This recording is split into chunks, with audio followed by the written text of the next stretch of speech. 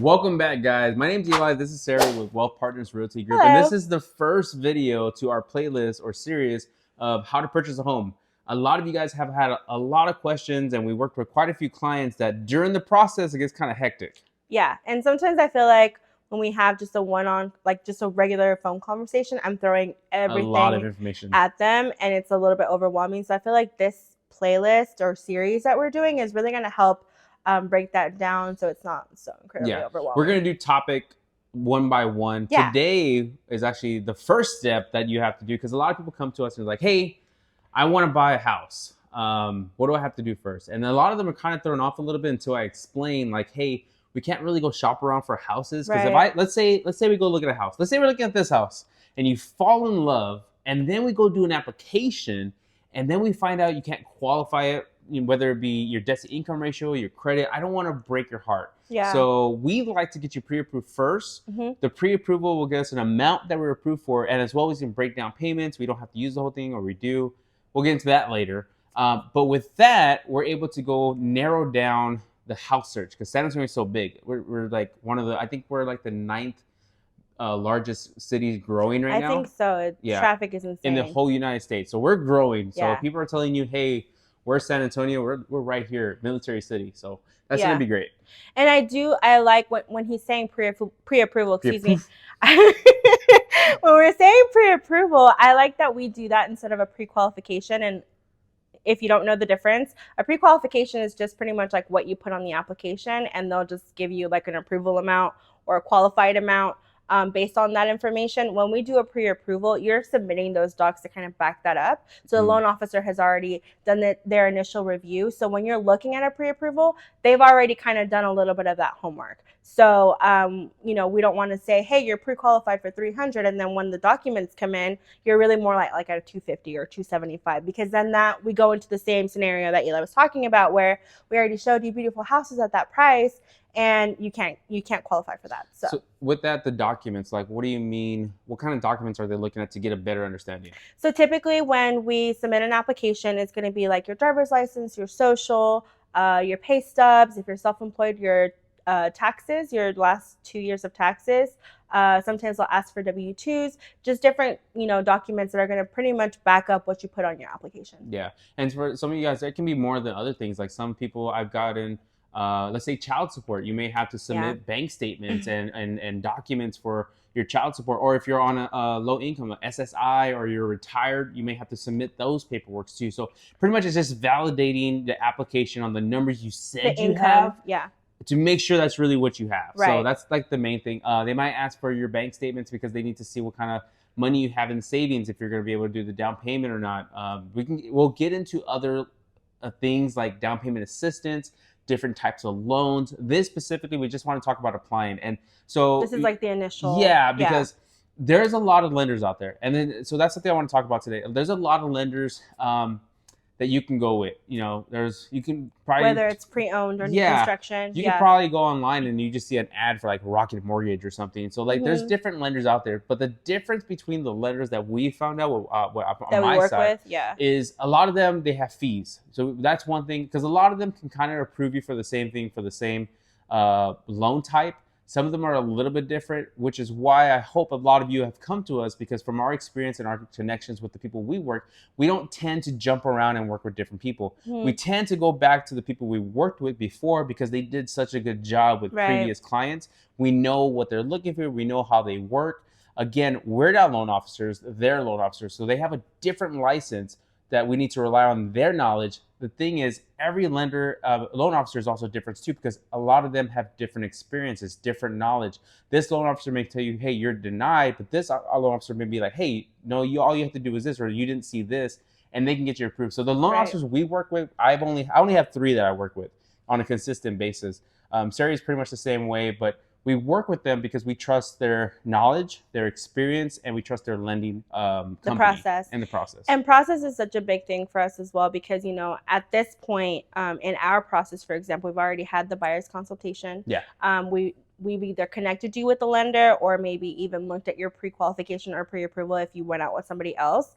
This process is such a big thing in our business. So this is definitely something that we want to make sure that it's like the number one thing we do. And I don't want to jump the gun, but I do want to let you know, I think the biggest clarification that you made was qualification and pre-approval, but now we got to get into conditional and final. So this is the thing. And like I said, we're going to get more into this later, but just real quick, when you're pre-approved, it's a pretty good chance, hey, you're good to go. I would say 8 times out of 10, you're good. Once you really pick the house, put it under contract, you paid your earnest money, which we'll get into that in the next video. Now they're going to really jump in. Now you have a loan processor that's getting all the information from your loan officer, and they're submitting that to the loan underwriter. And this is kind of how I put it. I go, your loan officer is pretty much your lawyer. He's getting all the information, all the truths from you, so that way he can present it to the loan processor. The loan processor is like the middleman between the two. They're not really on anybody's side, but they're just like right in the middle, just passing information between. So that way the loan underwriter and the loan officer don't really talk much. The loan underwriter is going to be getting all the information, and that's our evil person. Okay, we are trying to beat. They're not evil. They're not evil. No, but they are more on the side of the company or the loan, because they're funding the loan. So they wanted to make sure everything you're saying is true, honest, that you can pay it, because they don't want you to default on their loan. So that's why they're very the rule strict. Followers. They're the ones that are going through all the guidelines. Eli is so negative. Everybody's on your side. If you're a loan underwriter, I love you if you're working on my loans. So, but anyways, that's kind of how it is. So if a lot of people ask, like, why did they tell me I'm good to go and now they're needing this? Well, they're going to have more things that they might need. So they'll give you, most companies will give you what's called conditional approval. So based on this, and this, we'll move on to move on to a final approval. So for example, it could be as little as the most recent check stub, because you've already been under contract for 3 weeks. They need to make sure you haven't lost your job or you haven't took a pay cut, things like that. Sometimes they may say, hey, we need to make sure this collections is paid or something like that. So we need a payoff letter, just conditions that you have to meet to make sure you're good to go. And that you meet the guidelines. And usually when you get to the conditions, like, you're almost there. Yeah. If you don't get to the conditions, they'll tell you beforehand. And a lot of people, they'll get to the conditions if they're pre-approved. It's just getting to that final approval from the conditions, because the conditions, based on those conditions that you have to give them, then they'll finally approve you.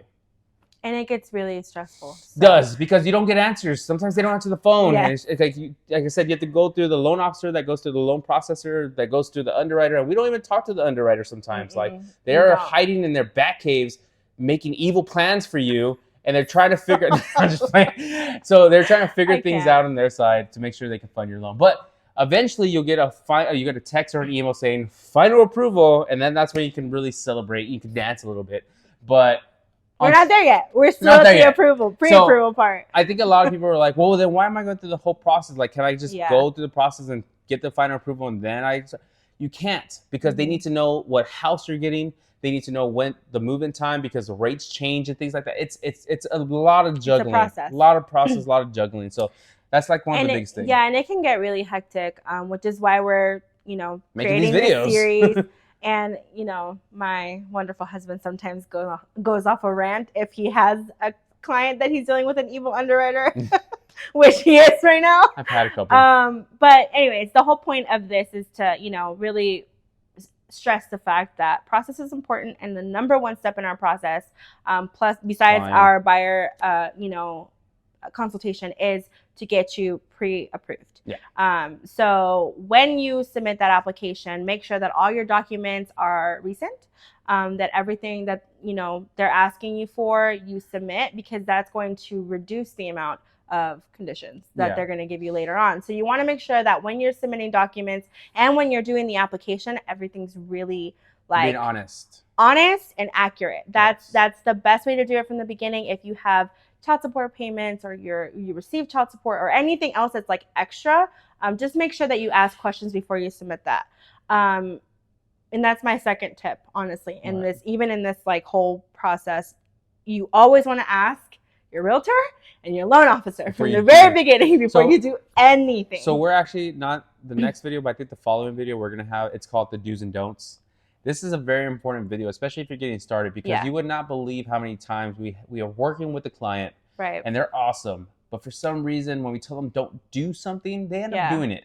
And they're just like, well, now what? And then we have to scramble and figure out, you know, do we have to wait a little bit longer for that deposit to get seasoned? Do we have to write something and show a explanation letter? Like, we are trying to make the process. And that makes it more stressful. Yeah, we're trying to make the process simple, because again, buying the most expensive thing you'll probably ever buy in your life is stressful enough for you as it is. So let us help you make it as smooth as possible. And I will be honest, buying a home, a lot of times, it's been very hit and miss that it's smooth.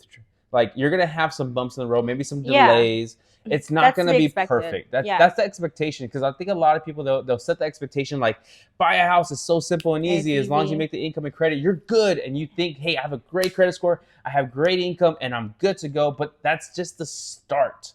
So that's why we're making this series, because I think if we have a little bit more of a roadmap on the back scenes of like what it means to buy a house, it might help you guys be a little bit more comfortable, a little bit more confident in your purchase as well. Definitely. So guys, make sure to follow. If you have friends and family that are looking to purchase a home, if you are watching this and this is the other reason I put this on YouTube, because maybe you're not in San Antonio or surrounding areas in Texas, but you're trying to get information and you just don't know where to look, maybe we can be a great resource for you guys. So send it to friends, send it to family, even if they're not in Texas. The majority of buying real estate throughout the United States is pretty much the same. There are different regulations, different laws and stuff like that. But for the most part, general knowledge that we'll be giving is pretty much the same.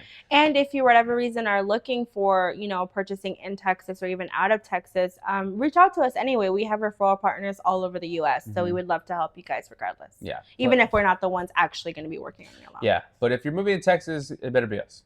So, guys, we appreciate your time.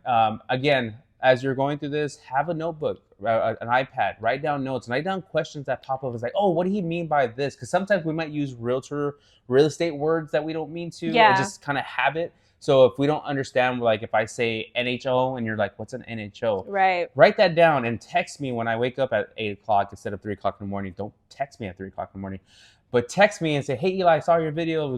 It was great and I liked it and I shared it. But what is an NHO? Things like that.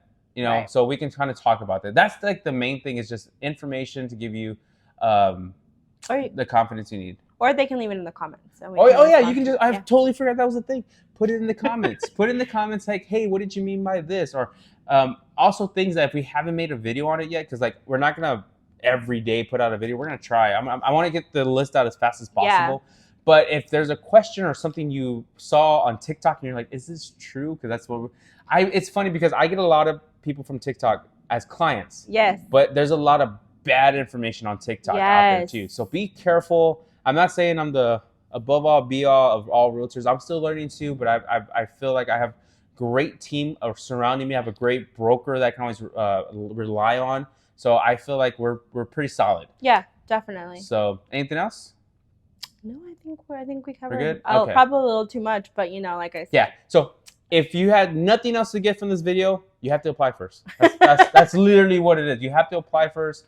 The next video, we'll talk about more of like the steps in applying and the things that they'll need that you can set up. So like you're running your check stubs and things like that. Yes. And we'll actually probably have an application or maybe a loan officer with us. Maybe if one of them wants to come on, that would be great. Yeah, and we could talk to them things that they're looking for to get you a pre-approval. And we could talk about maybe a little bit deeper of the numbers on like what they really take in consideration, whether it be like collections, credit cards, banks, car payments, to like really figure out what you can get approved for. So that might be the next video. Yeah, and then what to expect. I feel like that's something that would be good. Yeah, we can do that. But yeah, all right, guys, make sure you hit the sub, make sure you hit the like, make sure you hit the share. Talk to you later. Bye. Bye.